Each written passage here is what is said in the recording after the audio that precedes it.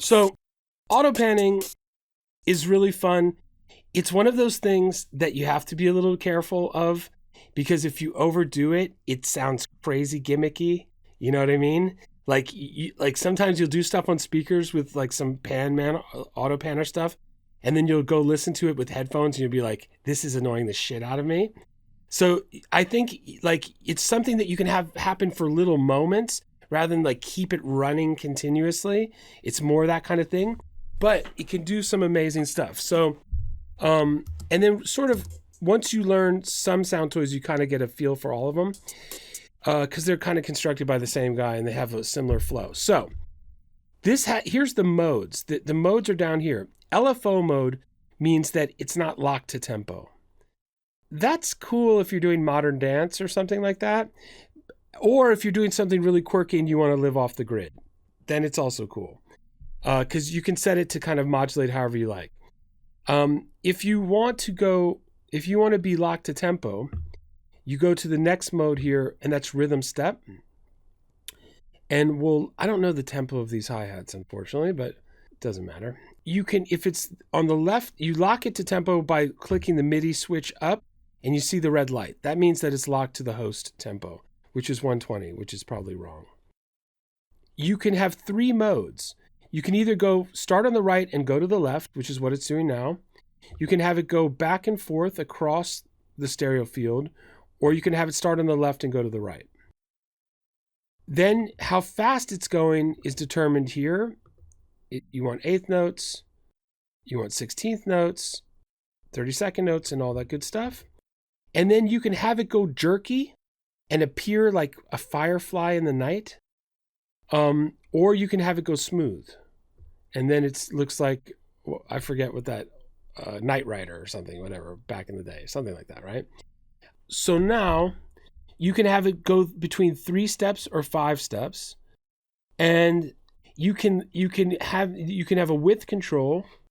So you can confine it to be kind of moved narrow in the stereo field or go crazy dumb wide. You can lean it to the left. You can lean it to the right. They thought of everything. And then you can have it move in a non-linear fashion, rush or drag. So it starts slow and goes fast, or starts fast and goes slow. So they have everything. And in tweak mode here, we can create all kinds of different patterns for this as well. And it has also that split personality thing, once again, that we saw in Tremolator. So let's goof around with this.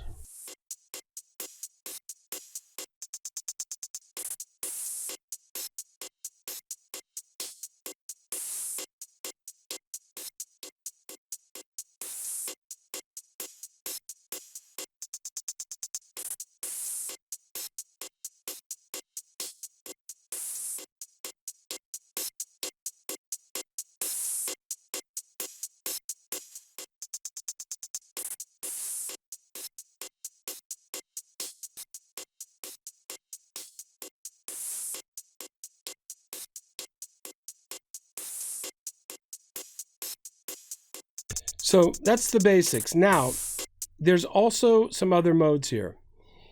There is rhythm shape mode, which gives you some shuffle or swing. You could shuffle or swing your panning. I have never been able to hear that, but they put that in there. I tried to hear shuffled panning.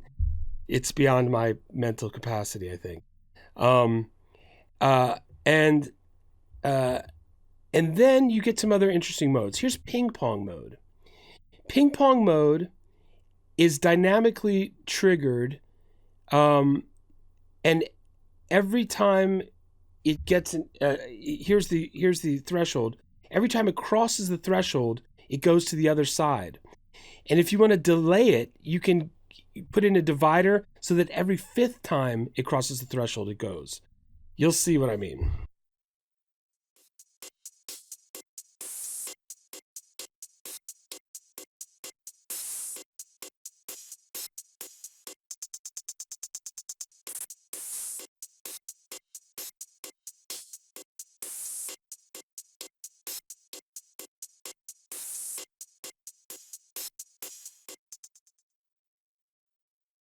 Right? It's cool. I mean, these guys, the winters in Vermont are long and cold, and it makes you want to stay inside. And you know what I'm saying?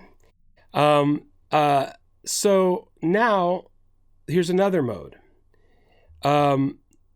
We can go to random mode, and random is cool. If you guys are not putting random things in your productions, random can be really, really good. And it just, sometimes you have to print 3 or 4 mixes until you get something you love, because every mix is going to be different because it's random. But which is true. Like sometimes you'd be like, I wish they would do that again. But random is cool. And some random stuff sounds like this.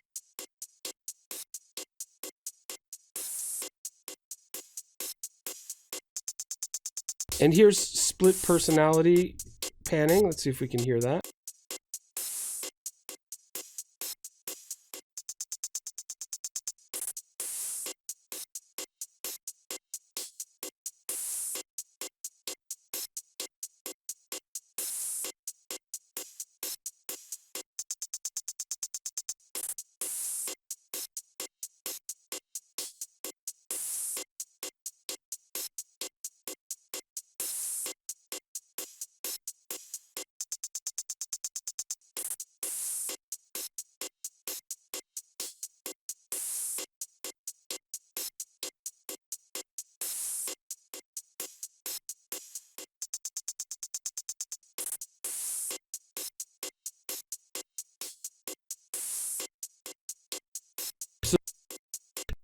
I don't know if that's like the best thing I've ever heard, but it's the idea is that if it's not crossing the threshold, I've made it very narrow on the front panel setting.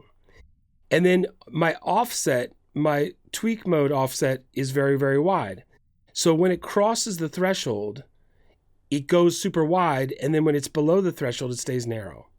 You could just try, this is sound design. This is not like, oh, that's a good compression setting or something. It's a totally different headspace.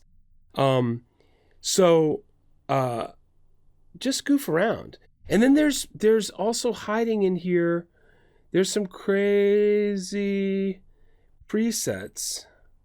And you can draw your, the different modulation patterns.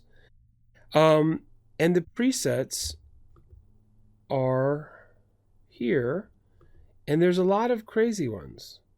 A lot of arrhythmic ones, different ones to try. So, what is auto panning good on?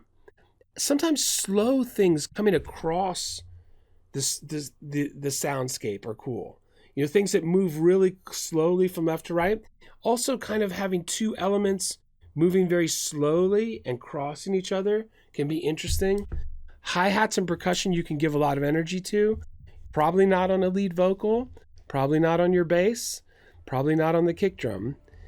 But pads and strings and snares and white noise and stuff like that can be also quite amazing. All right.